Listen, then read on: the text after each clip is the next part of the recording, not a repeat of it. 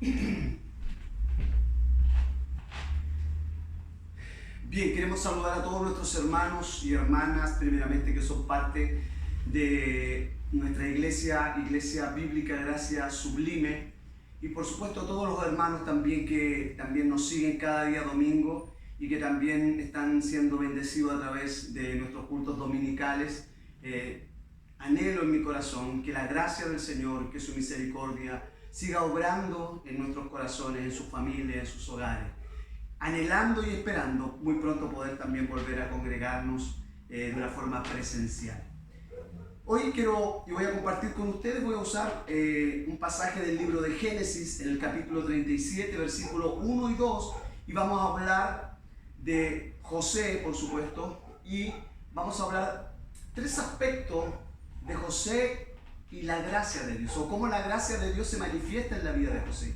Pero también voy a tocar también algunos aspectos o tres cosas que quiero que veamos en la vida de José. Tres cosas que vamos a ver en la vida de José y tres aspectos de cómo se manifiesta la gracia en la vida de José. Y vamos a leer Génesis capítulo 37, 1, 2, y dice así la palabra del Señor. Dice: pero Jacob habitaba en la tierra de Canaán, la tierra de la peregrinación de su padre. Y esta es la genealogía de Jacob. José era de 17 años y apacentaba las ovejas con sus hermanos.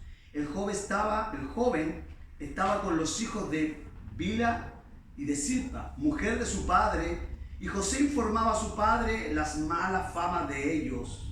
E Israel amaba a José más que a todos sus hijos, porque era el hijo de su vejez y le había hecho una túnica con rayas de colores. He querido leer, voy a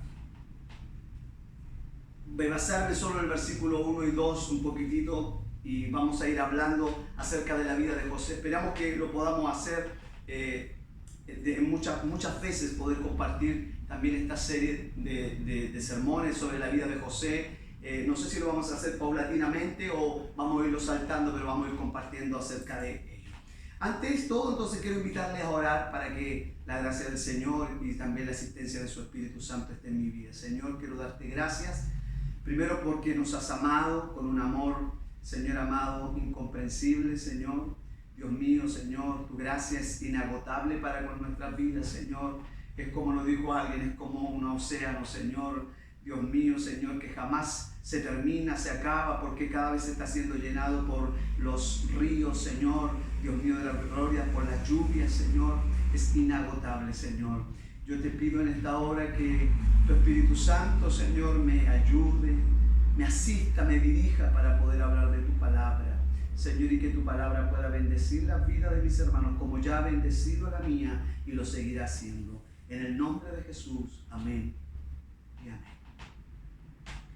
Bien, vamos a hablar entonces de la vida de José, y quiero partir en estos minutos que tenemos para compartir de la palabra del Señor. Quiero un poquitito relatar una historia, y quiero partir este sermón de esta manera. Alguien cuenta esta historia y relata que en una escuela dominical el profesor comienza a decir: hoy vamos a hablar de la vida de José. Y él comienza a relatar. José era hijo de Jacob, tenía 11 hermanos. Su papá le había hecho una túnica de muchos colores, era el hijo más amado de Jacob. Sus hermanos, ¿cierto?, le tenían envidia por ser amado por su padre, y dice que sus hermanos lo vendieron y llegó a Egipto. Y mientras estaba contando la historia, alguien lo interrumpe y le pregunta y le dice: y ese fue el momento cuando se casó con María. ¿Por qué cuento esto? ¿O por qué digo esto?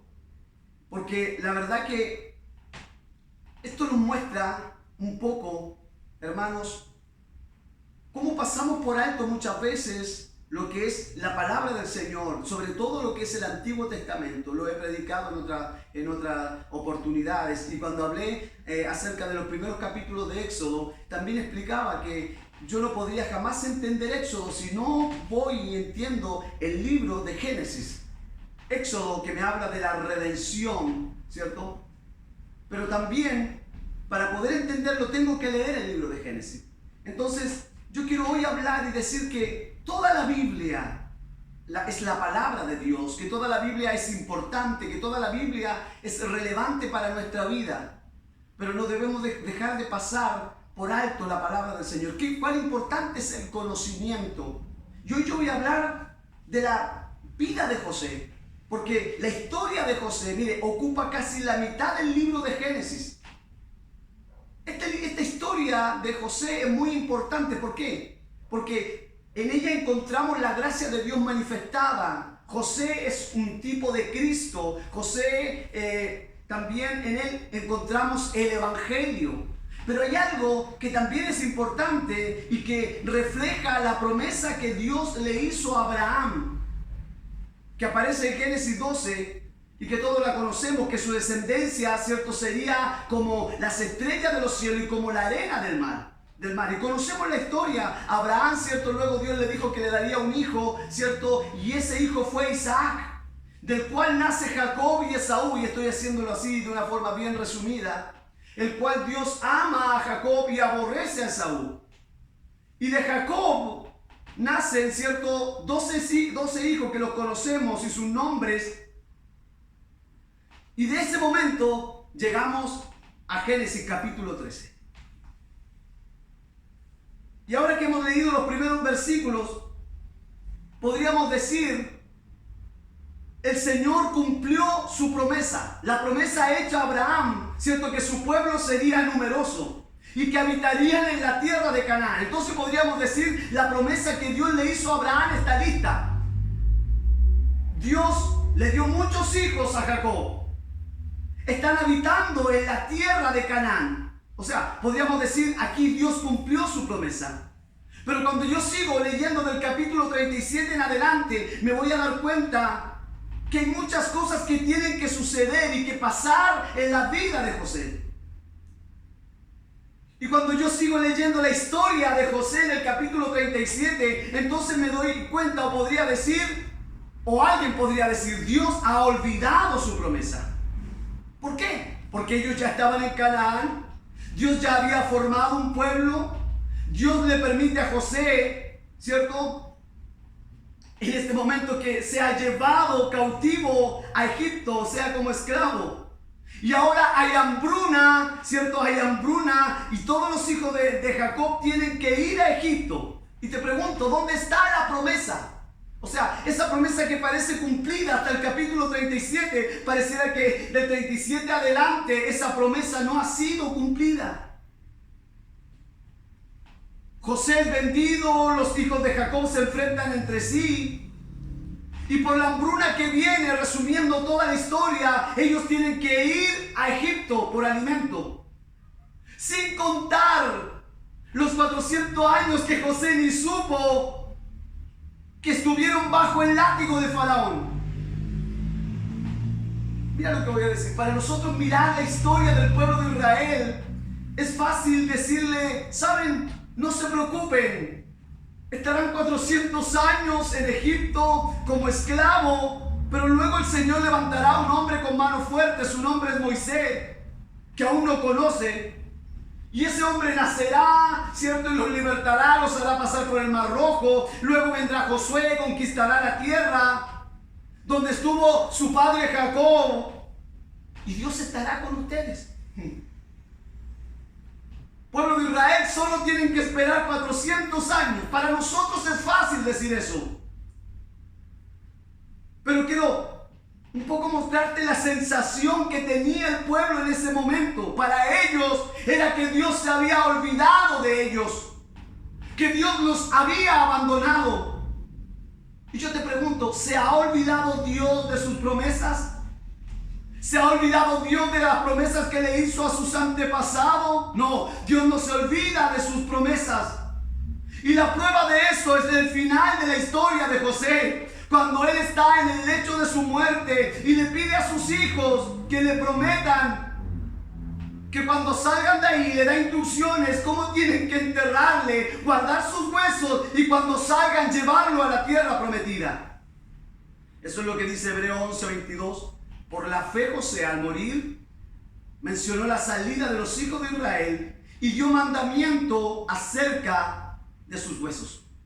José estaba seguro que iba a ser enterrado en la tierra prometida con su padre. Él estaba seguro que sería enterrado allí en la tierra de Canaán. Quiero decirte, Dios cumple sus promesas. Aunque pareciera muchas veces que Dios no está cumpliendo, pero Dios cumple sus promesas. Aunque en tu vida vaya todo al revés, aunque tú veas que nada está saliendo como, aleluya, debiera salir, pero Dios cumple sus promesas. Aunque parezca que tus amigos o tus enemigos se salen con la suya, aunque pareciera que los impíos son más felices que ti, aunque parezca que Dios se ha olvidado de ti, quiero decirte, Dios cumple sus promesas. ¿Sabes? Él dijo, aleluya, que no nos dejaría ni nos desampararía. Él dijo, aleluya, que todas las cosas ayudan a bien a los que aman a Dios. Él dijo, voy a preparar morada. Y todo eso Él lo cumplirá. Es más, Él dijo en Filipenses que la obra que comenzó en nosotros sería fiel en completarla. Y así será.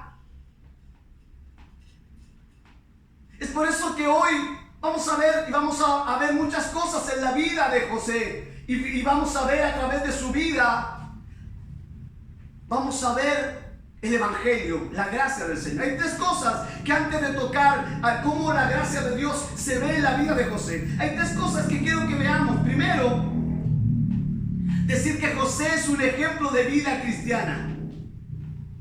Aunque él estaba antes de Cristo, José estaba a la espera de Cristo. José estaba a la sombra de la cruz. Pero José es un ejemplo para nosotros y para nuestros hijos. Y mira lo que voy a decir, hermanos. Si nosotros miramos a José, lo primero que vemos en José, un ejemplo de amor, un ejemplo de perdón. Él perdonó a sus hermanos. José es un ejemplo de integridad. Mira, José es un ejemplo en su trabajo hacia su amo. Si hay alguien que sabía cómo someterse a sus amos, era José. Es más, José tenía una capacidad de resistir la tentación y de huir de ella y ser fiel a Dios. Era inteligente, había en él sabiduría y tenía una capacidad de administrar todo lo que le había sido entregado en sus manos. Oh, cuántas virtudes hay en un solo hombre. Ahora, cuando yo he dicho todo esto, pareciera que en la Biblia el ejemplo a seguir es José. ¿Qué mejor mirar a José, hermano? La verdad es un ejemplo de imitar. José es una bendición para nuestras vidas. Y está bien, podemos enseñarle a nuestros hijos y mostrarle todas las cualidades que tiene José. Pero mira, quiero decir algo importante. No basta solo con sacar lecciones éticas y morales y mostrársela o mostrar las cualidades que tiene José. ¿Por qué digo esto? Porque nadie puede ser salvo llevando una vida o cumpliendo ciertas normas éticas o ciertas normas morales, ni siquiera siendo tan recto como José. Aunque José era recto, José necesitó la sangre de Cristo para ser salvado. Por eso no basta solo con cumplir ciertas cosas, necesitamos la sangre de Cristo. Porque sabes, si no necesitáramos la sangre de Cristo, seríamos nada más que unos fariseos. Por eso mira lo que voy a decir: sé obediente como José, sé fiel como Noé, sé paciente como Job, sé sabio como Salomón, sé valiente como Josué. Pero te pregunto, ¿y dónde queda Cristo? En toda esta historia, ¿dónde queda Cristo? Y esto lo digo, tengamos cuidado en nuestros sermones, en nuestros mensajes, cuando exaltamos demasiado a un hombre y dejamos afuera a Cristo. Sí, debemos imitar las virtudes de José, Es un gran hombre. Pero mira, quiero decirte que lo que nosotros vemos a través de la vida de José son cosas mucho más profundas que vamos a ir conociendo. Pero lo que José nos lleva y nos va a apuntar es a la vida de Cristo. Qué tremendo. Por eso digo, nosotros tenemos frente a nosotros, o frente a José, tenemos el Evangelio. Su vida, su historia y sus experiencias nos muestran a Cristo y nos muestran el Evangelio. También es verdad, tenemos un vivo ejemplo de José. Y es verdad, vuelvo a decir, sigamos enseñándole a nuestros hijos sobre Noé. Pero luego digámosle que Cristo es nuestro Noé, así como Noé construyó una arca, Cristo construyó un plan perfecto para salvarnos. Aleluya, Noé lo hizo para salvar, aleluya, a él y a su familia como Dios le había ordenado. Pero Cristo construyó un plan perfecto para salvarte a ti y a mí del pecado. Tenemos que ser y enseñarle a nuestros hijos que debemos ser valientes como Josué. Pero luego decirle que Cristo es nuestro José, así como Josué condujo al pueblo de Israel a conquistar la tierra prometida. Cristo, aleluya, es nuestro José, que aleluya conquistó la muerte, aleluya venció el pecado, aleluya, y nos conduce a la patria celestial. Por eso es muy importante que aprendamos mucho hoy de lo que es José. Pero luego le vamos a decir a nuestros hijos o a nuestros hermanos que Cristo es nuestro José, que al igual que sus hermanos lo vendieron y lo entregaron falsamente, así también nosotros hicimos con Cristo. Él fue nuestro benefactor, fue nuestro salvador, nos perdonó al igual que José a sus hermanos, perdonó nuestras ofensas al igual que José a sus hermanos.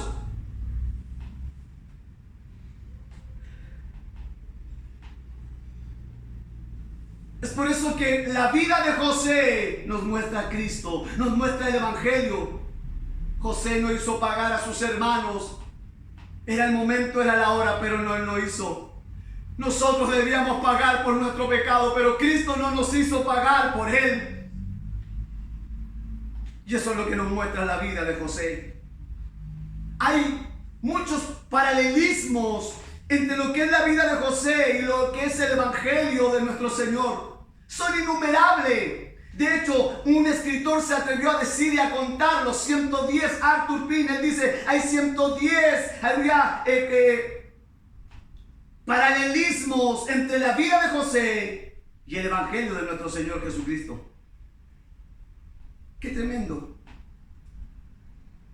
Es por eso que, así como José es usado como un instrumento para salvar al pueblo de Israel, fue salvo a través del sufrimiento de José.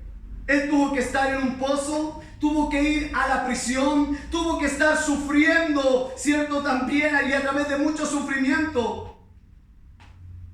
Pero él rescató a sus hermanos de una muerte segura. Y aquí está el Evangelio de nuestro Señor Jesucristo.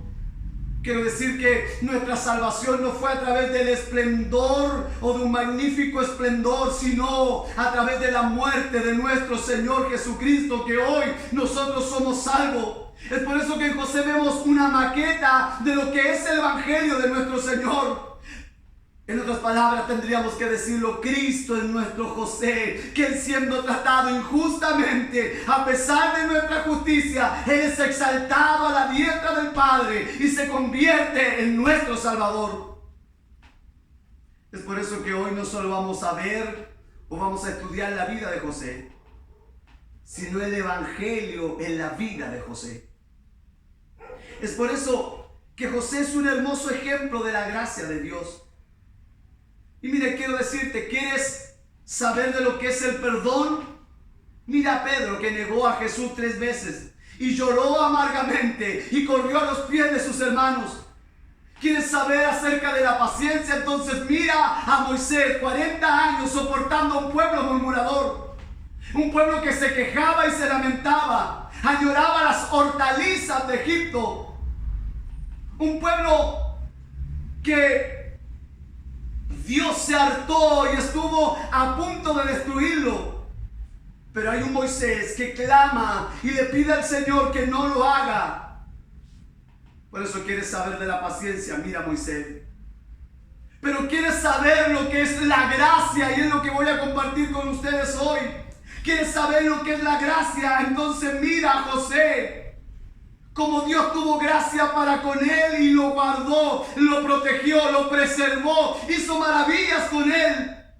Y luego como un vaso que sobreabunda por la gracia de Dios, ¿qué crees que pasó? Él hizo lo mismo para con sus hermanos. Por eso la gracia es un tema central en la vida de José. Lo que Dios hace con José, José luego lo demuestra a través de su vida hacia sus hermanos. Por eso, para los hermanos que están viendo este video, los que van a escuchar este mensaje, quiero decir que la enseñanza de la gracia no solo debe ser enseñada o predicada, debe ser reflejada en la vida de nosotros por medio de nuestro testimonio. No es solo saber de memoria Efesios 2:8 y tantos otros pasajes. No basta con eso. Tu vida debe, aleluya, como José, debe reabundar la gracia. Resaltar en tu vida lo que Cristo ha hecho contigo. De nada vale que sepamos que la gracia es un don merecido, que es la misericordia de Dios para que si nosotros hacemos acepción de personas con los demás, no nos sirve de nada. Si nosotros decimos, este hermano está a mi altura, este amigo está a mi altura y este otro no. No basta con saber la gracia, debemos vivirla, debemos reflejarla en nuestra vida. Por eso nosotros, y les digo a mis hermanos, somos una iglesia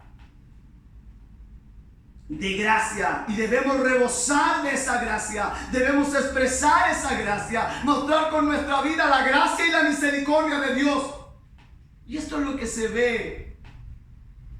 Esto es lo que se ve en la vida de José. La gracia corre por las venas de este personaje bíblico. Y mira, hay 3 aspectos que voy a compartir en el día de hoy.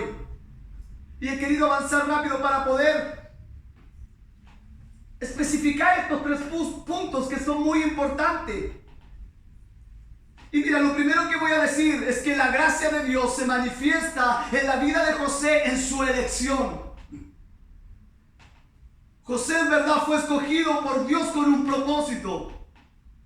Dios escogió a Abraham de Ur de los Caldeos para formar un pueblo. Había un propósito.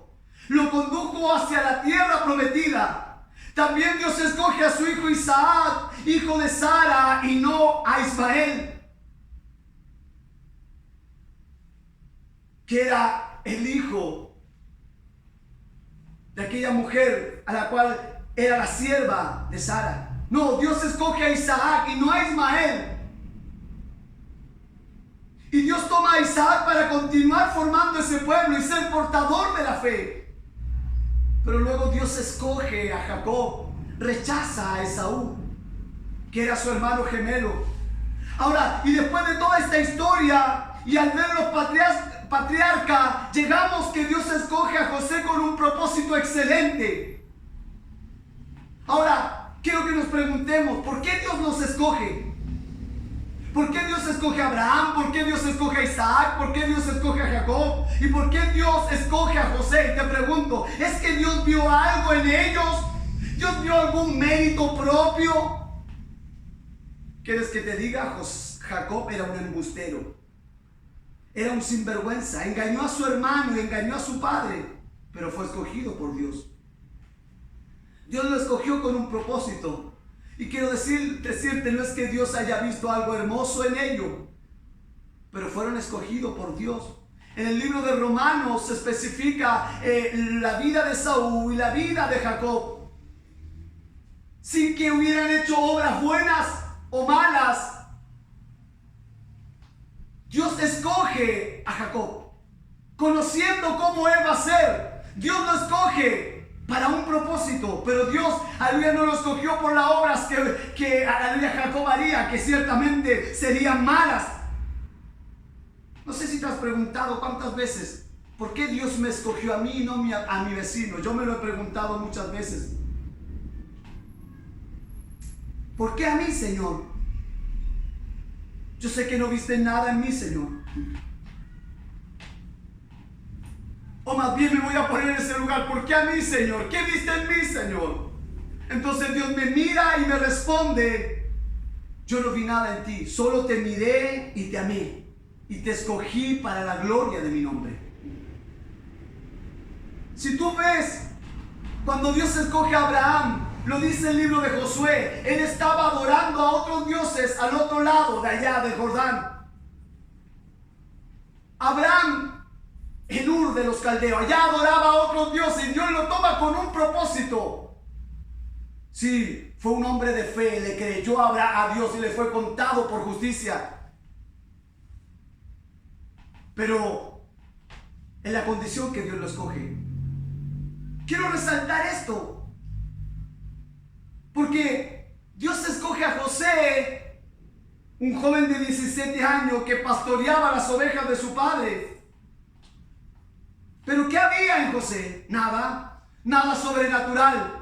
Es Dios, aleluya, el que por su gracia lo escoge. Y esto es lo que veo primero en la vida de José, cómo la gracia de Dios se manifiesta para escoger a un joven pastor de oveja, a un hombre como Abraham, a un hombre como Jacob y tantos otros en la Biblia.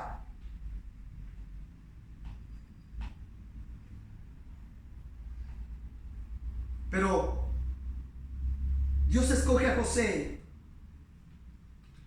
Y mira lo que Dios va a hacer de él, el Salvador del mundo en ese entonces.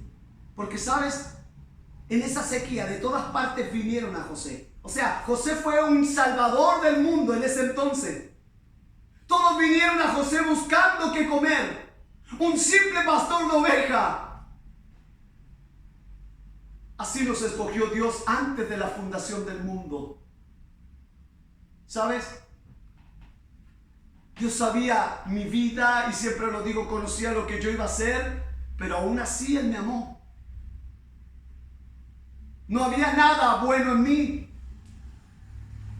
No había nada bueno en ti.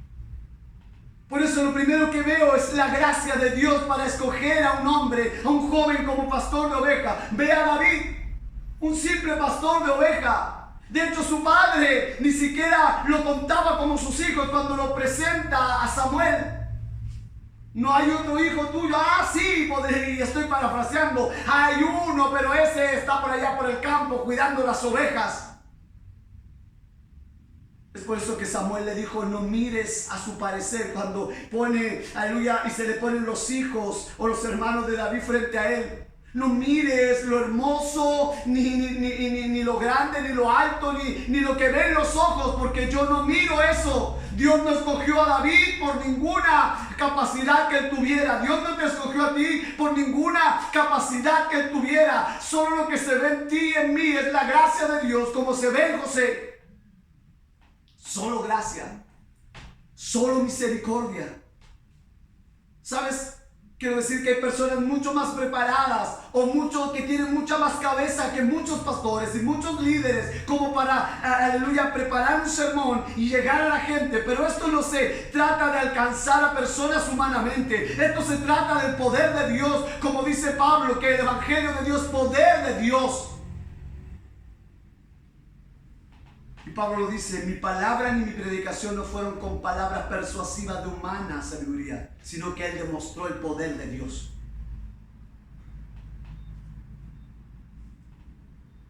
Entonces, lo primero que vemos es cómo la gracia de Dios se manifiesta para la vida de José y para elegirlo.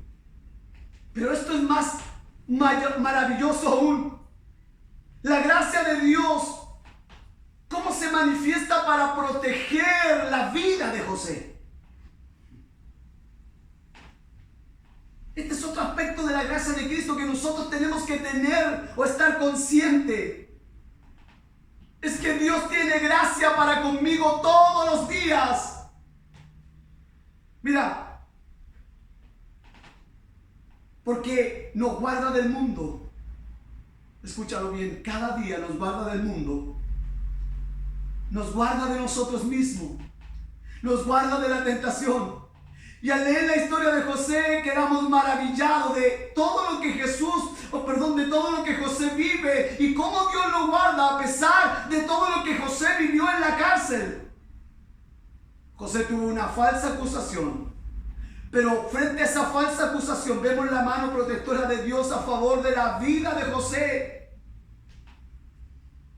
Por eso no veamos la gracia de Dios solo como una bendición que Dios derrama sobre nosotros, sino también como la protección del mal. Y en medio de las pruebas más terribles, las pruebas más feroces, la vida de José podría haber durado 20 versículos y no 13 capítulos. Mira, en Génesis 37:20, sus hermanos dijeron, matémosle, pero Dios puso en el corazón de Rubén que no lo hicieran y lo echaron en el pozo. Oh, qué tremendo. Luego Rubén está ausente y otra vez quieren matarlo. Génesis 37:26, matémosle, y el Señor pone en el corazón de Judá, ¿qué provecho hay que lo matemos? Vendámoslo a los ismaelitas. Dios preserva una y otra vez la vida de José para el propósito que él tenía. Luego José es acusado injustamente por la esposa de Potifar. ¿Sabes? Eso le costaría la muerte a José. Pero luego Dios pone en el corazón de Potifar que lo ponga en la cárcel. Ahora, estando en la prisión allí, Dios permite que se cruce con el copero, le dé y pueda interceder ante el copero. O sea, lo que yo veo, la gracia de Dios en la vida de José para preservar la vida de él.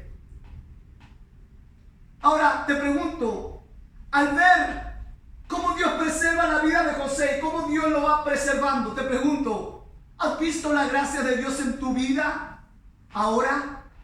¿Te das cuenta cómo Dios te ha preservado todo este tiempo? ¿Cómo Dios te ha guardado? ¿Cómo nos protege Dios? Aleluya, todo el tiempo, este Dios maravilloso. Mira cómo termina el libro de Génesis. Y ya voy a entrar al último punto. Génesis 50:20. Vosotros pensasteis mal contra mí, pero más Dios lo encaminó a bien para hacer lo que vemos hoy. Eso le dice José a sus hermanos, para mantener en vida a muchos pueblos. Qué tremendo.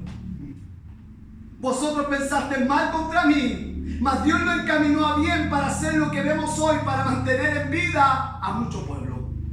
O sea, vemos la gracia de Dios en la vida de José para escogerlo. Vemos la gracia de Dios en la vida de José para preservarlo. Ahora, veamos la gracia de Dios en la vida de nosotros al escogernos. Veamos la gracia de Dios como cada día nos guarda, nos protege y nos libra y nos preserva a su propósito. Mire, y por último, vemos la gracia de Dios en el carácter de José.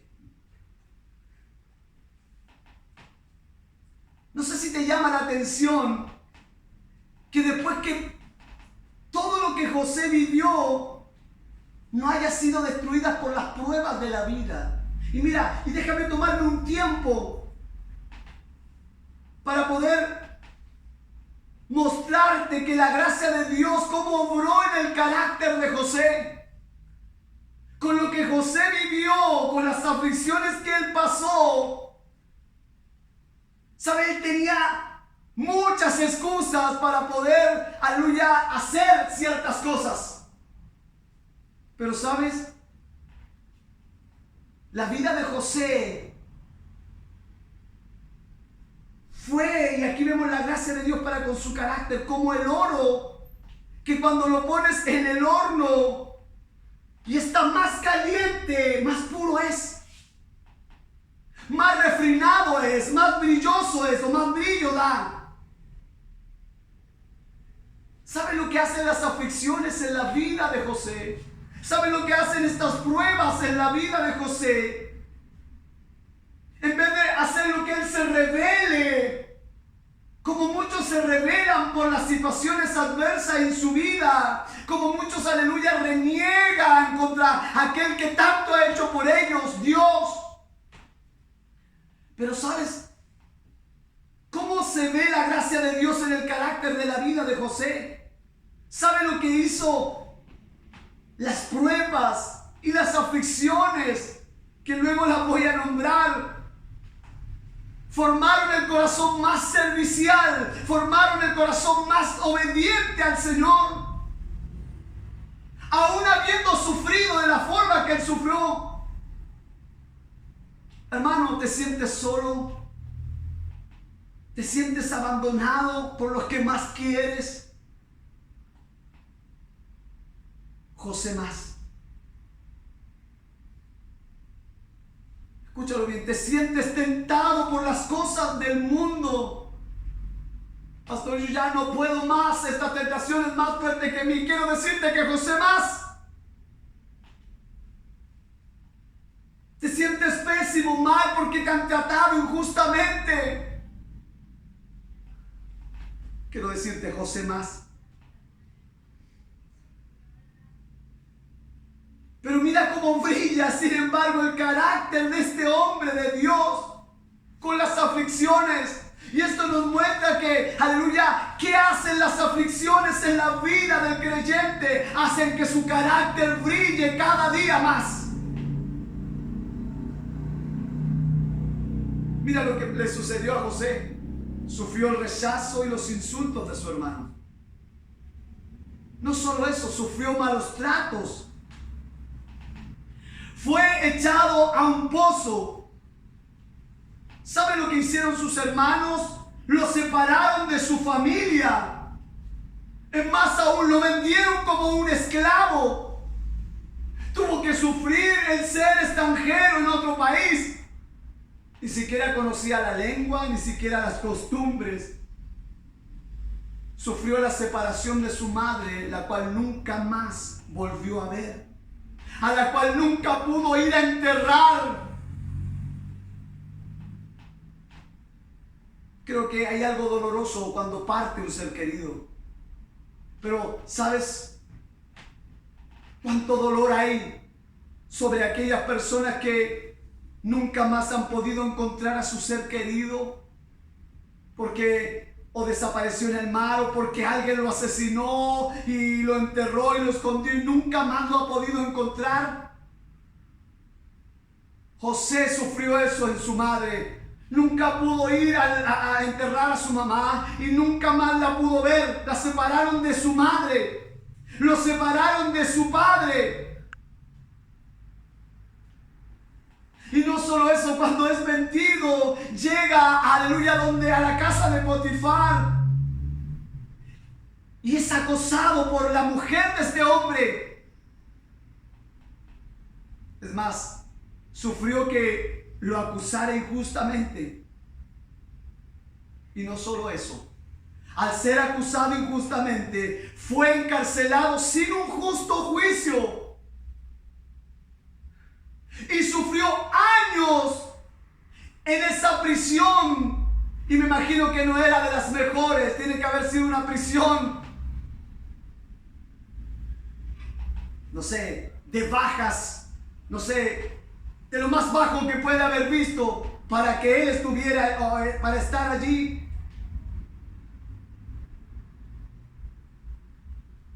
Mira cuántos desalientos tuvo José. Mientras estuvo preso, conocemos la historia del copero, del panadero. Pero él luego sufrió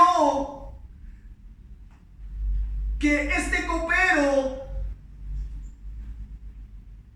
también de una u otra manera, después de haberlo ayudado, él se hubiera olvidado de él. O sea, sufrió el olvido de él. O sea, cuando yo analizo la vida de José, me doy cuenta que la vida de José es un sufrimiento.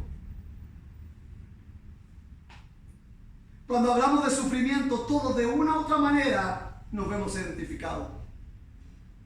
¿Por qué? Porque todos hemos sufrido de alguna manera. Pero mira lo que yo quiero recalcar en estos minutos que tengo.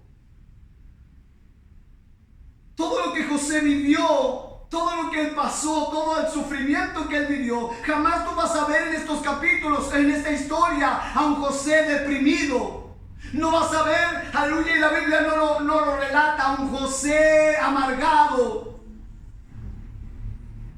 Es más, tampoco vas a ver a un José rencoroso, un José iracundo, a un José lleno de rencor, lleno de ira, lleno de odio. No es a ese José que vemos en las Escrituras. Es más, te digo, todo el sufrimiento que él vivió, ese debiera haber sido su característica o su corazón. Debiera haberse llenado de odio, llenado de rencor por todo lo que ha pasado. Qué tremendo, cómo es la gracia de Dios en la vida de José para formar su carácter. ¿Sabes? Cuando nosotros analizamos, y muchas de las personas del mundo piensan de esta manera, y ellos dicen, yo soy de esta forma, soy un ladrón, soy un violador, soy un asesino porque tuve una mala vida, a mí igual me violaron, a mí igual me crié en esa forma. José, mirándolo de la parte del mundo, tenía todo para decir, yo debo comportarme de la peor forma. Pero no es así como él reacciona. Así reaccionaría un hombre sin Cristo. Así reaccionaría un hombre que no ha sido alcanzado por la gracia del Señor.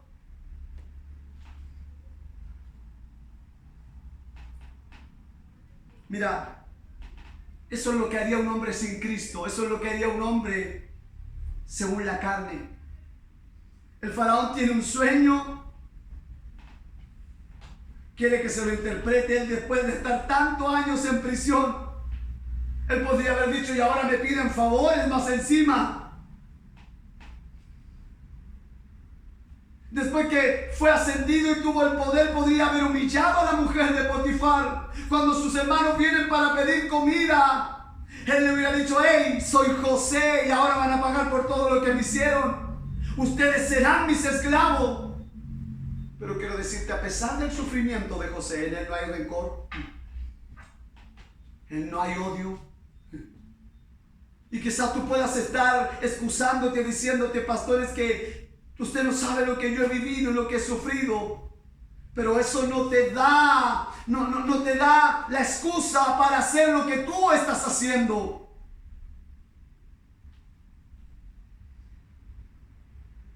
¿Sabes por qué José no lo hace? Es porque la gracia de Dios brota por sus poros. Hay amor, hay perdón, hay misericordia. Según el mundo, cuando tú sufres, estás excusado para pecar, estás excusado para hacer lo que quieras. José, mira, José que había sido separado de su madre, de su padre, de sus hermanos, solo en un país lejano. Cuando la mujer de Potifar se acercó a él, aleluya, no sé, y él había ido a ver un psicólogo, el psicólogo había dicho, es lo más normal que él buscara un cariño. No te atormentes, José, es lo más normal, tú necesitabas, tuviste una infancia de maltratos, ella te ofreció un poquito de afecto y cariño y tú caíste. Esa es la filosofía del mundo. Quiero decir que José está en estas páginas para que nosotros veamos la gracia de Cristo. Si tú crees que la gracia la encontramos en el Nuevo Testamento, te equivocas. La gracia de Dios, aleluya, brota a través de la vida de los hombres del Antiguo Testamento y por supuesto del Nuevo. Es por eso que, aleluya, Dios deja y toma tantos capítulos para hablar de la vida de José. El mundo dice que todo lo que hacen contra ti te ha de hundir, te ha de destruir, te ha de amargar la vida. Pero José dice no. José dice, pecaron muchos contra mí, pero podemos abundar en gracia. Quiero decirte, hermano, que la gracia de Dios es suficiente para amar. La gracia de Dios es suficiente para perdonar. La gracia de Dios es suficiente para echar fuera el rencor. La gracia de Dios es suficiente, aleluya, para que de nuestros corazones salga toda raíz de amargura. La gracia de Cristo es suficiente.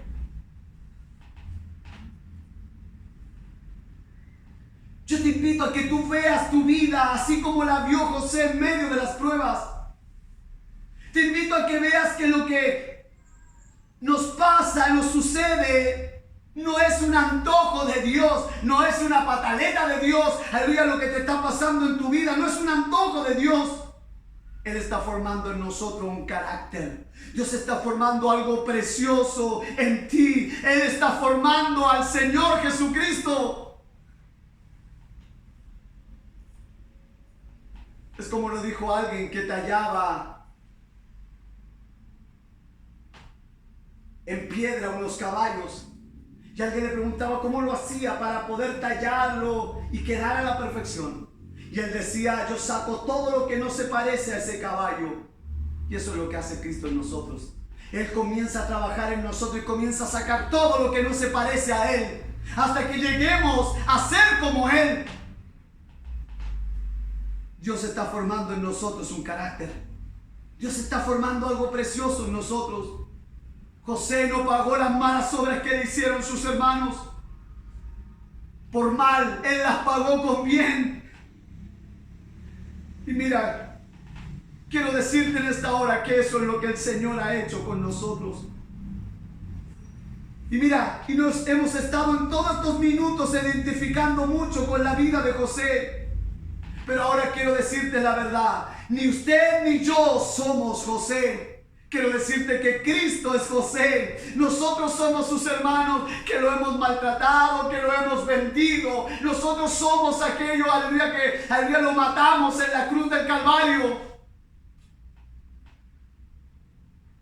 Lo hemos despreciado, lo hemos maltratado, lo hemos vendido. Hemos sido como Judas, hemos sido como Pedro.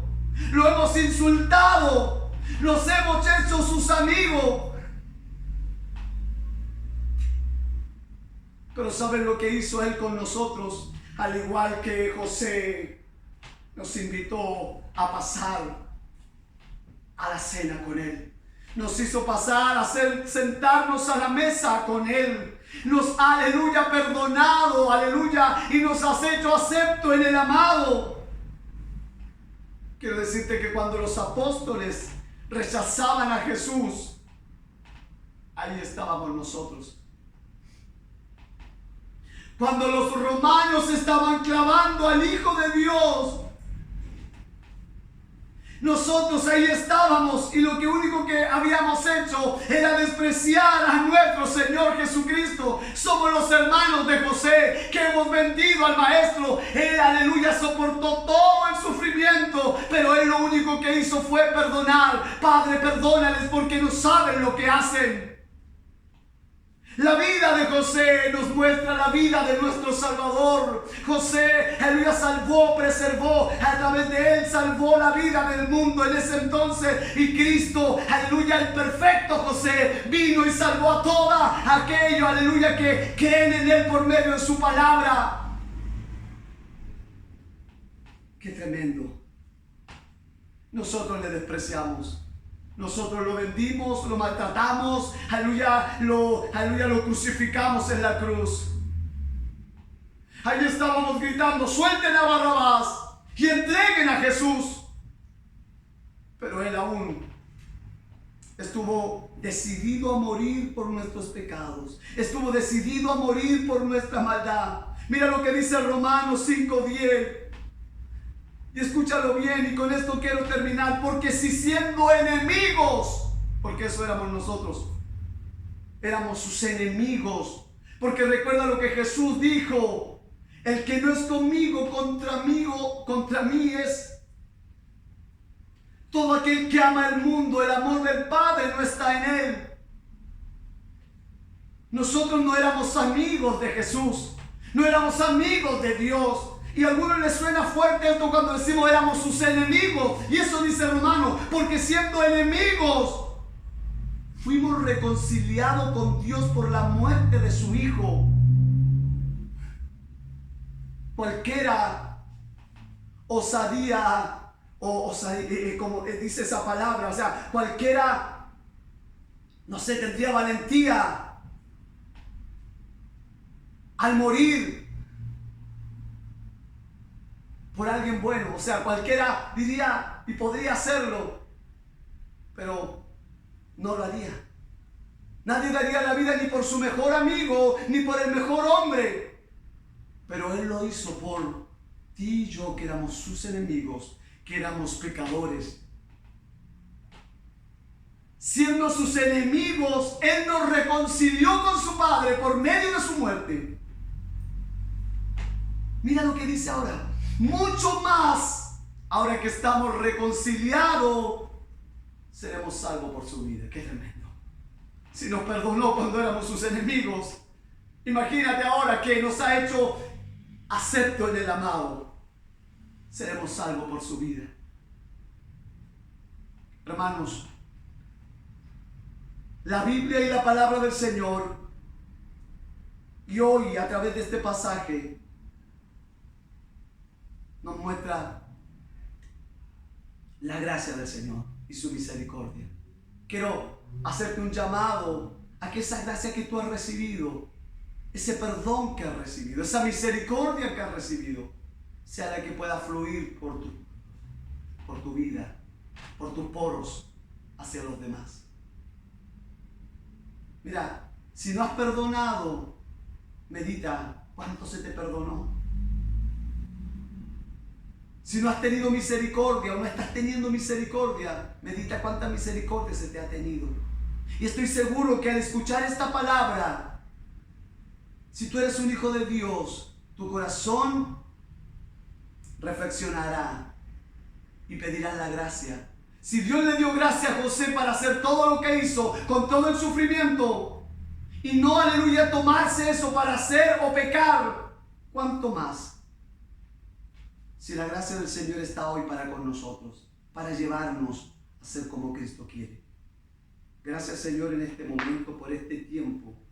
Gracias, Señor, Señor, que tú nos permites, Dios eterno, poder compartir tu palabra. Bendice a cada hermano y a cada hermana. Pido que tu gracia, Señor, que tu amor, que tu misericordia, que la comunión de tu Espíritu sea con cada uno de nosotros. Amén.